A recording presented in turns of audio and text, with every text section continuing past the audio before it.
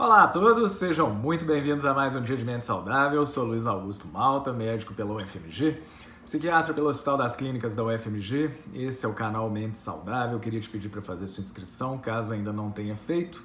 Se estiver gostando muito do conteúdo, visite metodomentesaudável.com.br. Tem 3 cursinhos bem sistematizados, bem legais lá para quem estiver interessado. Muito bem, vamos falar hoje sobre um quadro que gera uma certa confusão, quadro que desperta muita curiosidade aí no leigo, né? Sempre é uma pergunta muito frequente que a gente recebe aqui no consultório, né?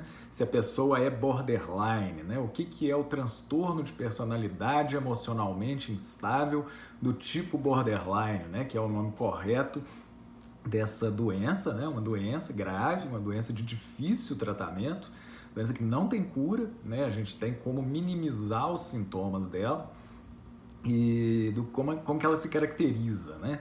Então, o borderline, como o próprio nome diz, né, é uma doença que está na fronteira de tudo ali, né? Ela parece com bipolar, mas não é bipolar. Ela parece com um quadro psicótico, né? A pessoa às vezes parece até que está delirando, que está fora de si, mas não é um quadro psicótico. Parece uma sociopatia, né? Parece que a pessoa não tem sentimento, não tem nada. Também não é uma sociopatia. É uma coisa que está ali no miolinho, ali na tangência de vários quadros psiquiátricos. E é sobre isso que a gente gostaria de falar hoje. Então, a primeira característica, né, da personalidade do tipo borderline é que ela é emocionalmente instável, né? A pessoa vai do 8 ao 80 ou do 80 ao 8, né, com um mínimo de estímulo. Então, às vezes, uma fechada de trânsito, uma chamada de atenção, uma conta do restaurante que veio errada, é suficiente para transformar o dia daquela pessoa num verdadeiro inferno, né?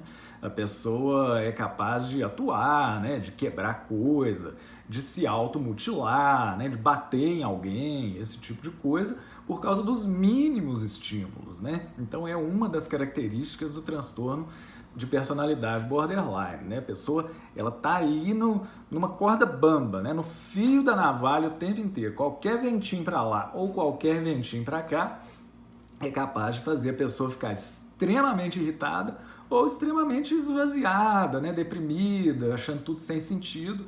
É a hora que muitas vezes a pessoa tenta suicídio, se automutila, né? E tudo mais, numa tentativa desesperada de fazer alguma coisa ter sentido, né? Porque aí na hora que ela faz essas atuações, ela tem socorro, né? A família vai, o parceiro vai, cuida e tal. E aí a pessoa tem uma certa ressignificação das coisas e segue a vida, né? O transtorno de personalidade borderline gera muito sofrimento. A pessoa tem uma sensação permanente de vazio, né? Alguns dos pacientes falam até de uma sensação de não existir, né? Então, essas atuações todas, essas explosões e tudo, são um jeito da pessoa se sentir existindo, tamanha gravidade do problema, né?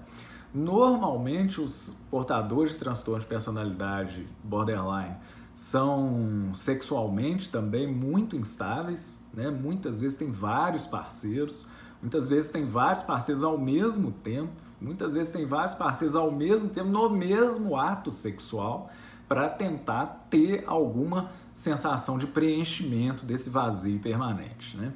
É uma doença que tem um componente hereditário, mas principalmente tem um componente da formação da personalidade, né? São pessoas que normalmente tiveram alguma perda importante, né? Ou alguma violência sexual, ou perda do pai, ou negligenciamento dos pais, né? Ou perda da mãe, algum tipo de perda severa, né, ou que ela sentiu como severa na infância, ela teve para justificar isso.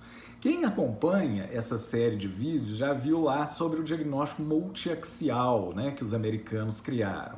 Então, no eixo 1 estaria o diagnóstico principal, né, depressão, transtorno bipolar, transtorno do pânico, transtorno ansioso, esquizofrenia e tal. No eixo 2 seriam os traços de personalidade, né? No caso aí, personalidade borderline. Nesse caso da personalidade borderline, o eixo 2 ele vai ter mais importância do que o eixo 1. Então a pessoa tem sintomas depressivos, mas não é um diagnóstico de depressão. Tem sintomas de bipolar, né? As oscilações do humor típicas do bipolar, mas não é um transtorno bipolar. Então é uma coisa muito mais ligada à estrutura de personalidade, como eu disse, gera muito sofrimento. O tratamento depende muito de um vínculo muito forte com o profissional. O profissional vira quase que uma tábua de salvação para aquela pessoa.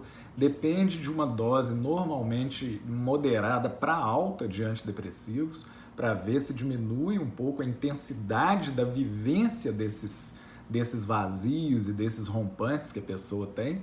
E o prognóstico é bom, né? Se a pessoa tiver um vínculo legal com um profissional de excelência, um profissional disponível, né, para as oscilações que inevitavelmente virão, a pessoa pode atingir um estágio de funcionamento social muito adequado, né? Pode casar, pode ter filho, pode tocar a vida normalmente, e é para isso que a gente está aqui, né? Para poder dar assistência para quadros crônicos, minimizando os danos sempre que possível e o máximo possível, né? Tá gostando do conteúdo? Inscreva-se no nosso canal. Tá gostando muito do conteúdo? Visite nosso site. A gente continua por aqui às segundas e quintas-feiras. Muito obrigado a todos e até a próxima, então.